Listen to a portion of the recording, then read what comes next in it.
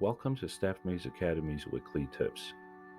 This week, we are focusing on email phishing. Learn how to spot and protect yourself from malicious attacks. What is email phishing? I've pasted the textbook definition for you to read here. Basically, email phishing, think of it of a crafty impersonator who dresses up as someone you trust to steal your valuable information. Imagine receiving a letter that appears to be from your bank, but it's actually from a trickster. That's pretty much email phishing in a nutshell. How do you avoid phishing scams, and why is it so prevalent today? First, you always have to be suspicious of unsolicited emails, especially those that ask for sensitive information.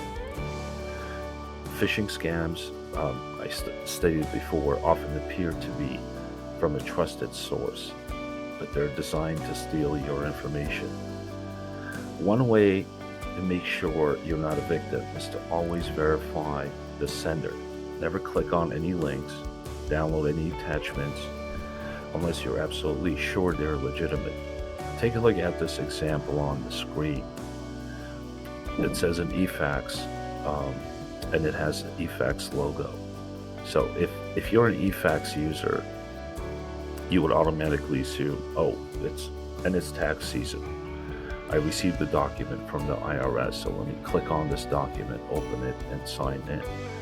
However, when you look at the sender's email address, catherine@jfreeman.com, you automatically know that that's not coming from the IRS, it's not coming from eFax.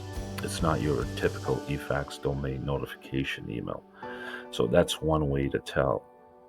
Now, recently, both on your mobile apps, your Android and your iPhone apps, you may have noticed that the client's email addresses are suppressed.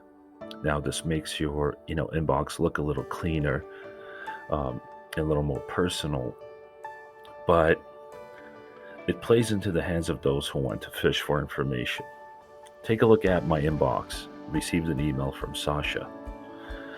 Some of the information's suppressed here for privacy. But if you see the sender, it says Sasha. And if I have a friend with that name, or a more common name like Nick, Sam, Tony, and their last name, I could automatically assume, I know this person, and whatever they're asking for, must be legit. Now, in cases like this, what tricksters usually do, those phishing for information, they will visit your company page, and some company pages have a directory, or your information might be on LinkedIn. They'll Google your company, and they'll quickly go and create a Gmail account with your first name and last name. And they'll send you an email knowing that that person is a coworker within that company.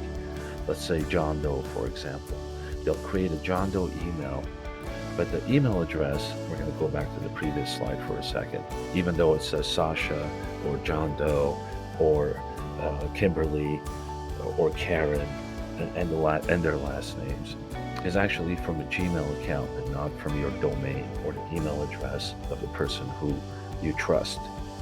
But because of this new rule where the email address is hidden, a lot of people are fooled and quickly respond thinking they know the person, right? So a quick way to make sure and never trust the sender just by the name, especially if the content looks suspicious, right? They're asking for something, the writing's off, it's normally not, the context of the email is not something that you've seen from them before. If you click on the name, and this also applies to mobile devices, email on your iPhone and Android phones, you will see their email address. And if you recognize their email address in the domain, most likely that's a legitimate email coming directly. There are some cases where they can also spoof that, so you still have to be very wary of the content.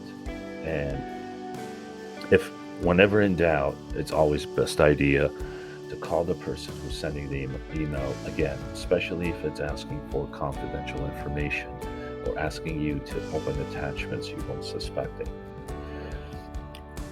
So I hope this information was helpful. If you want to assess your employees' knowledge of phishing, you can visit https://academy/phishing-test. Take a quick 7-question test designed to evaluate your phishing awareness. It's a valuable opportunity to gauge your understanding of phishing techniques and enhance your ability to identify and avoid potential threats. Thank you for watching this video. Have a nice day.